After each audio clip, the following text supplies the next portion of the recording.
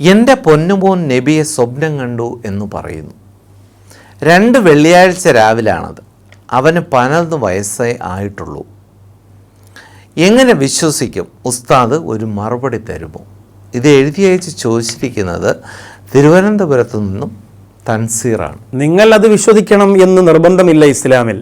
ആ മകൻ അത് വിശ്വസിക്കണം എന്നൊരു നിർബന്ധമാണ്. ആ മകൻ പറഞ്ഞത് 100% സത്യമായിരിക്കും. കാരണം ഞാൻ നബിയാണ് എന്നൊരാൾ സ്വപ്നത്തിൽ വന്നിട്ട് ആ സ്വപ്നത്തിൽ കിടക്കുന്ന ആളിനോട് അല്ലെങ്കിൽ ഉറക്കത്തിൽ കിടക്കുന്ന ആളിനോട് പറഞ്ഞാൽ അത് നബി തന്നെയാണ്. ആ മകൻ നബി സല്ലല്ലാഹു അലൈഹി വസല്ലമ തങ്ങളെക്കുറിച്ച് നിങ്ങളോട് പറഞ്ഞ വിശദീകരണങ്ങൾ എന്തൊക്കെയാണ് എനിക്കറിയില്ല.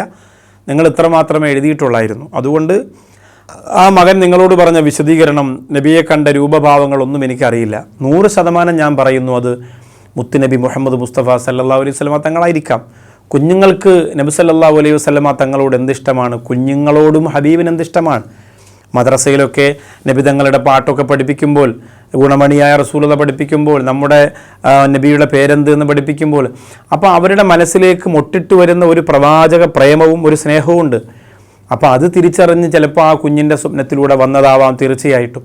അതുകൊണ്ട് നിങ്ങളിനി അത് നാട് മുഴുവനും പരക്കെ പറഞ്ഞ് എൻ്റെ മോൻ നബിയെ കണ്ടു എന്ന് പറഞ്ഞ് നടക്കുന്നതിനേക്കാളുപരി ആ മകനെ നിങ്ങൾ കുറച്ച് കെയർ ചെയ്യുക. അവന് കുറച്ചുകൂടി ഇബാദത്തിന് സൗകര്യം കൊടുക്കുക, കുറച്ച് സ്വലാത്ത് ചൊല്ലാൻ, കുറച്ച് ദിക്ർ ചൊല്ലാൻ, ഈമാനികമായിട്ട് അവൻ്റെ അന്തരീക്ഷത്തെ ഒന്ന് മെച്ചപ്പെടുത്തി കൊണ്ടുവന്നാൽ ഒരുപക്ഷെ നിങ്ങളെ കുടുംബം മുഴുവനും ഹബീബിൻ്റെതാകാൻ, ഹബീബിൻ്റെ പ്രിയമുള്ളതാകാൻ അതുമാത്രം മതിയാകും. അള്ളാഹു ആ പൊന്നുമോനെ കൊണ്ട് നിങ്ങളെയും കുടുംബത്തെയും അള്ളാഹു അനുഗ്രഹിക്കട്ടെ. ആമീൻ.